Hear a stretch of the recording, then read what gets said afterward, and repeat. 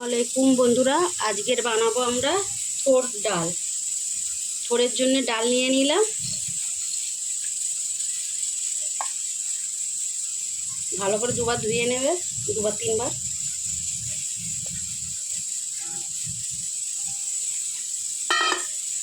দিয়ে দেবো একটা পেঁয়াজ কুচি,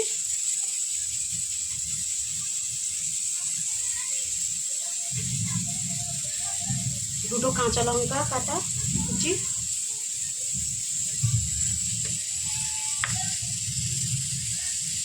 দিয়ে দেবো 1 চামচ হলুদ,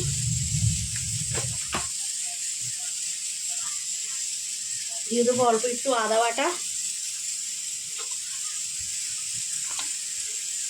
দিয়ে দেবো অল্প একটু সর্ষের তেল,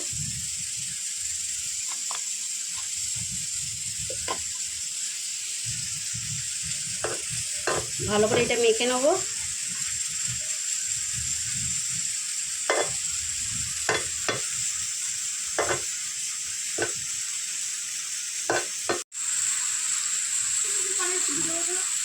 দিয়ে দেবো জল সিদ্ধ হওয়ার জন্য। ডালটা ফেটে গেলে দিয়ে দেবো থোড়।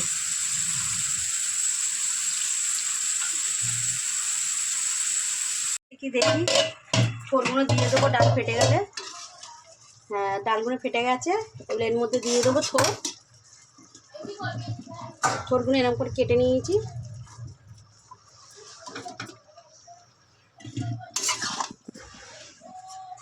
থোড়গুলো অনেকগুলো বেঁচে রেখেছিলাম অনেকক্ষণ বলে, লাল মতন হয়ে গেছে।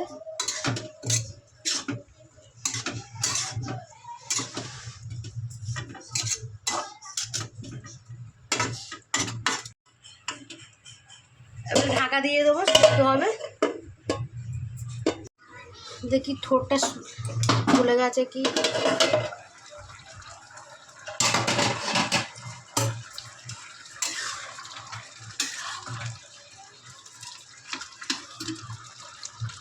সিদ্ধ হয়ে গেছে। এবারে নামিয়ে নেবো, নামিয়ে ফোড়ন দেবো।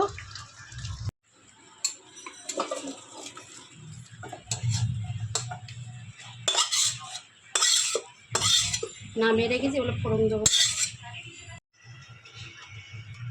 কড়া গরম হয়ে গেছে, ফোড়নের জন্য দিয়ে দেবো তেল।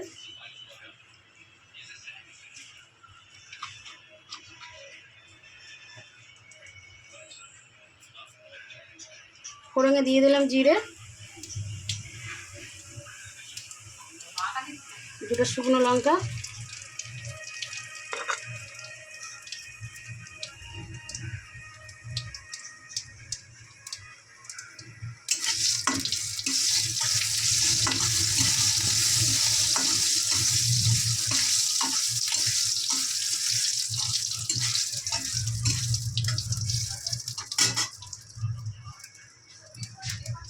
দিয়ে দেবো কারি পাতা,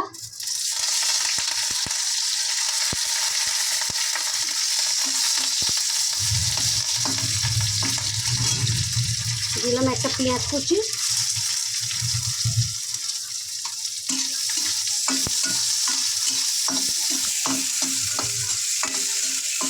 দিয়ে দিলাম একটা কোচানা, অল্প একটুকু দিয়ে দিলাম রসুন কোচানা।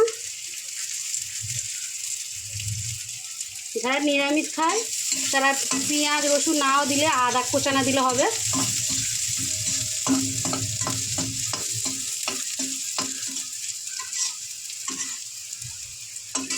দিয়ে দেবো একটা টমেটো,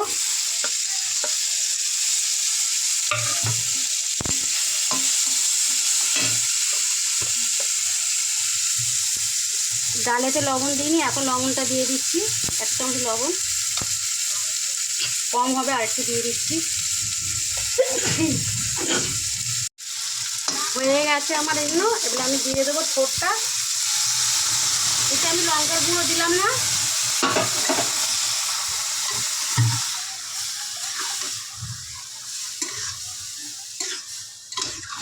কাঁচা লঙ্কা কেটে দিয়েছিলাম দুটো।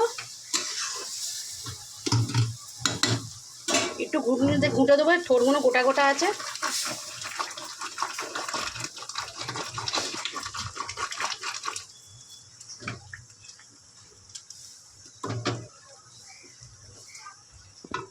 একটু চিনি দিয়ে দেবো স্বাদ হওয়ার জন্য, অল্প দিয়ে দিলাম।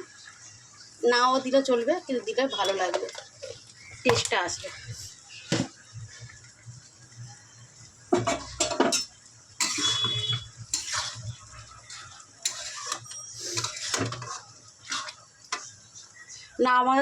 যখন নামাবে লবণটা দেখে নেবে ঠিকঠাক আছে কি না।